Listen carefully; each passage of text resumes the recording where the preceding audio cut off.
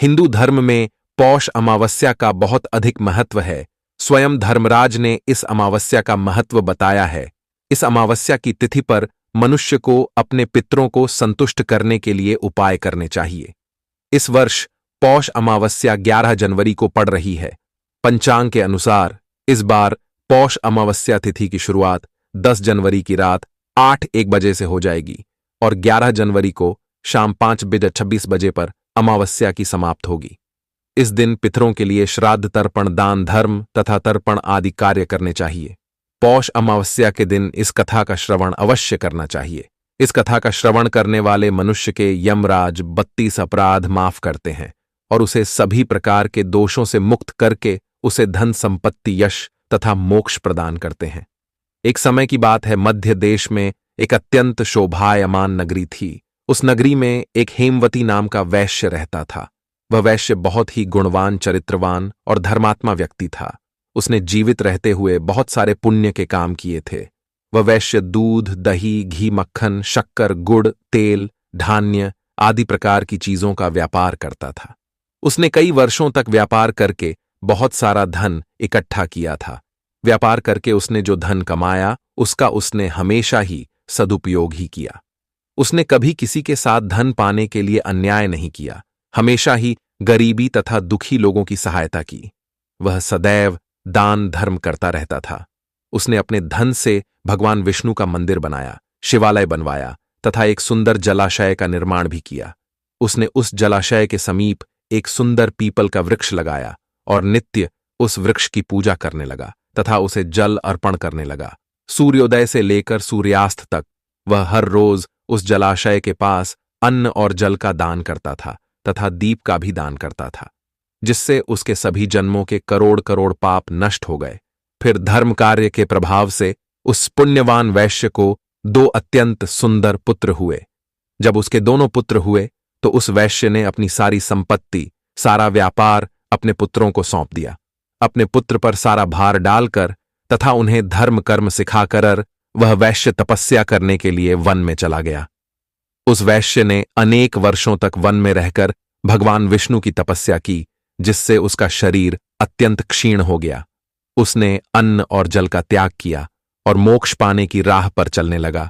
फिर उसकी तपस्या से भगवान विष्णु प्रसन्न हुए और उसे लाने के लिए एक दिव्य विमान भेज दिया। वह वैश्य उस दिव्य विमान में बैठकर विष्णु लोक को चला गया, जहां जाकर वह सभी बंधनों से मुक्त हो गया और उसे मोक्ष की प्राप्ति हुई। इधर उस वैश्य के दोनों पुत्र अपने अपने पिता का कामकाज देखने में व्यस्त हो गए। धीरे धीरे वे दोनों ही धन पाने की कामना में अत्यंत लालची और दुष्ट बन गए। सहजता से धन प्राप्त होने के कारण उनके अंदर अहंकार का भाव उत्पन्न हुआ और वे दोनों ही उन्मत्त हो गए। उनका आचरण और व्यवहार पूरी तरह से बिगड़ गया और दोनों ही अनेक प्रकार की बुरी आदतों के माया जाल में फंस गए। वे दोनों किसी भी प्रकार का धर्म कर्म नहीं करते थे, दान धर्म नहीं करते थे तथा अपनी माता की ओर अन्य बड़े बूढ़े गुरुजनों की आज्ञा का भी पालन नहीं करते थे। दोनों ही दुरात्मा बन गए और कुकर्म करने लगे। इतना ही नहीं, वैश्य के वे दोनों दुष्ट पुत्र व्यभिचार करने लगे, पराई स्त्रियों के संग संबंध बनाने लगे, शराब तथा मद्य का सेवन करने लगे और वेश्याओं को घर पर लाकर नाच गाना करने लगे। वे हर रोज शराब के नशे में रहकर नाच गाना करते और सैकड़ों वेश्याओं के साथ संबंध बनाने लगते। उनके साथ अनेक चापलूस रहने लगे, जो उनकी चापलूसी करते चिकनी चुपड़ी बातें करके उनसे धन प्राप्त करते थे। इस प्रकार से वे दोनों भाई अपने पिता के धन का नाश करने लगे। समय के साथ साथ गुंडों ने, चोरों ने, चापलूस ने और वेश्याओं ने उन दोनों का सारा धन लूट लिया और उन्हें कंगाल बना डाला। उन्होंने अपना धन कभी सुपात्र को नहीं दिया। उनका सारा धन तो कुपाचोर और वेश्या ही ले गए, जिससे वे महापापी बन गए। उन दोनों ने कभी दान धर्म नहीं किया, कभी किसी ब्राह्मण को भोजन नहीं कराया, कभी गाय की सेवा नहीं की। इतना ही नहीं, उन दोनों ने समस्त पापों का नाश करने वाले भगवान विष्णु का भी पूजन नहीं किया। इस प्रकार से वैश्य के दोनों पुत्रों का सारा धन नष्ट हो गया और दोनों ही कंगाल हो गए। उनके घर में एक वस्तु नहीं बची जिसे बेचकर वे अपना घर चला सके। वे दोनों ही अत्यंत दरिद्री और बीमार पड़ गए। जिससे उनके सगे संबंधियों ने भी उनका साथ छोड़ दिया और दोनों ही पूरी तरह से अकेले पड़ गए। उसके बाद उन दोनों ने चोरी करने का फैसला किया और वे दोनों जंगल में जाकर रहने लगे। जंगल से गुजरने वाले लोगों को मारकर वे उनका धन चुराने लगे, स्त्रियों के साथ अत्याचार करके उनके गहने चुराने लगे। कई वर्षों तक उन दोनों ने लोगों को बहुत दुख दिया। फिर एक दिन दोनों भाइयों के बीच धन को लेकर लड़ाई होती है और दोनों ही अलग हो जाते हैं। एक भाई पर्वत पर जाकर निवास करने लगता है और दूसरा भाई जंगल में ही रहने लगता है। उसके बाद दोनों एक दूसरे से कभी नहीं मिले और अपना अपना काम करने लगे। फिर एक दिन उन दोनों में से जो छोटा था उसे एक जंगल के शेर ने हमला करके मार डाला और जो दूसरा था उसे एक विषैले सर्प ने काट लिए। इस प्रकार से दोनों की मृत्यु हो गई। फिर यमराज के दो दूत उन दोनों महापापों को लेने के लिए आ गए और अपने पाश में बांधकर उन्हें यमलोक चले गए। और वहां जाकर वे दूत यमराज से कहने लगे, हे यमराज, आपकी आज से हम इन दोनों महापापियों को उठाकर लेकर आए हैं। फिर यमराज ने उन दोनों पापियों का लेखा जोखा देखा और यमदूतों से कहा, हे दूतों, इनमें से जो बड़ा है उसे ररव नाम के नरक में डाल दो और जो दूसरा है उसे उत्तम लोक प्रदान करो। यमराज का आदेश सुनकर दोनों भाई आश्चर्य में पड़ गए। दोनों ने ही एक साथ मिलकर पाप किए थे, फिर एक को स्वर्ग में और दूसरे को नरक में क्यों डाला जा रहा है? उसके बाद यम का एक दूत बड़े भाई को के मारते हुए यम दंड से पीटते हुए नरक ले जाने लगा। वह वैश्य का पुत्र जोर जोर से विलाप करने लगा तो वहीं दूसरा यमदूत उस छोटे भाई को बड़े प्रेम से कहने लगा, हे पुण्यात्मा, तुम मेरे साथ स्वर्ग लोक चलो, यमराज ने तुम्हें स्वर्ग ले जाने के लिए कहा है। फिर वह छोटा भाई उस यमदूत से कहने लगा, हे यमदूत, मेरे मन में एक शंका है जिसे मैं आपसे पूछना चाहता हूं। यमदूत बोला, हे महात्मा, पूछो, जो भी तुम्हारी शंका हो। वह छोटा भाई बोलता है, हे यमदूत, मैंने और मेरे भाई ने एक समान पाप किए हैं, कितनों का धन लूटा है, चोरी की है, व्यभिचार किया है, फिर भी मुझे स्वर्ग में और उसे नरक में क्यों ले जा रहे हैं? कृपया आप बताइए कि मैंने ऐसा कौन सा पुण्य का काम किया है जिससे मेरे सभी पाप नष्ट हो गए। बाल्यकाल से ही मैंने अनेक पाप किए हैं, मुझे ध्यात है कि मैंने कभी कोई पुण्य का काम नहीं किया है।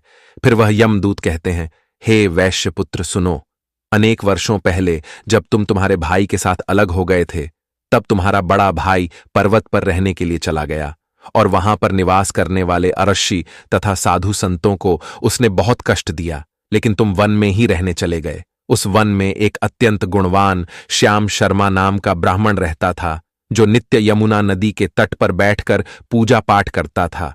फिर तुम उसके पास चले गए और उससे तुम्हारी मित्रता हो गई। उसके साथ रहकर तुमने पौष मास की अमावस्या के दिन उस यमुना नदी में स्नान किया। उस नदी के समीप जो पीपल का वृक्ष था, उसको जल चढ़ाकर उसकी 108 बार परिक्रमा की। उस ब्राह्मण के संगत में रहकर तुमने अनजाने में ही बहुत बड़ा पुण्य का काम कर दिया।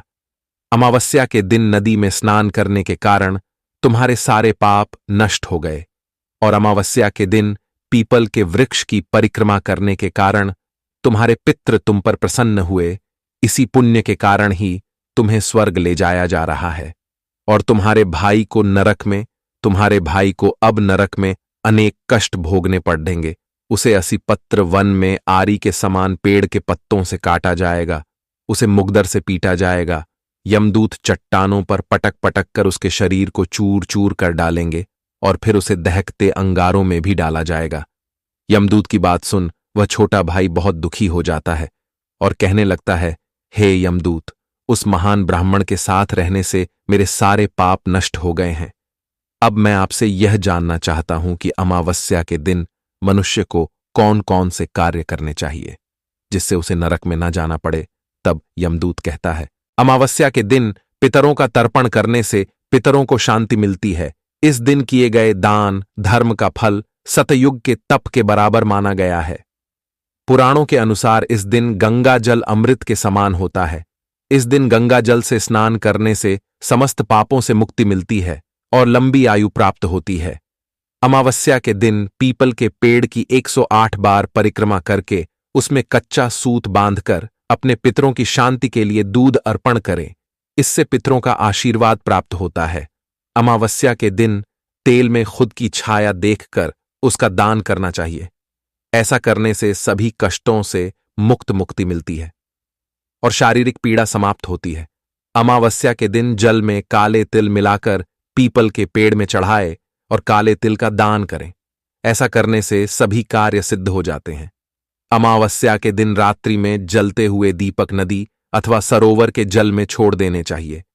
इससे पितरों को तृप्ति मिलती है और वे प्रसन्न होकर आशीर्वाद प्रदान करते हैं। शास्त्रों में यह बताया गया है कि पीपल के पेड़ पर सभी देव देवताओं का वास होता है, इसलिए अमावस्या के दिन पीपल के पेड़ को जल अर्पण करें और परिक्रमा करें।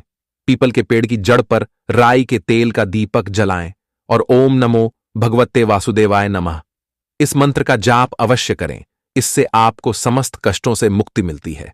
अमावस्या के दिन सुबह स्नान करने के बाद मां लक्ष्मी और श्री हरि का स्मरण करते हुए आटे की गोलियां बनाएं और किसी नदी, तालाब अथवा जलाशय में जहां कहीं पर भी मछलियां हों उन्हें खिला दे। इस उपाय से दरिद्रता दूर होती है और घर में सुख समृद्धि आती है। अमावस्या के दिन शाम के समय ईशान कोण में गाय के घी का दीपक जरूर जलाना चाहिए। इससे मां लक्ष्मी की कृपा प्राप्त होती है। अमावस्या के दिन घर के मुख्य द्वार पर पितरों के नाम से दक्षिण दिशा में एक दीपक जलाए। दक्षिण दिशा पितृलोक की दिशा मानी गई है। इससे पितृदेव संतुष्ट होते हैं और आशीर्वाद देते हैं।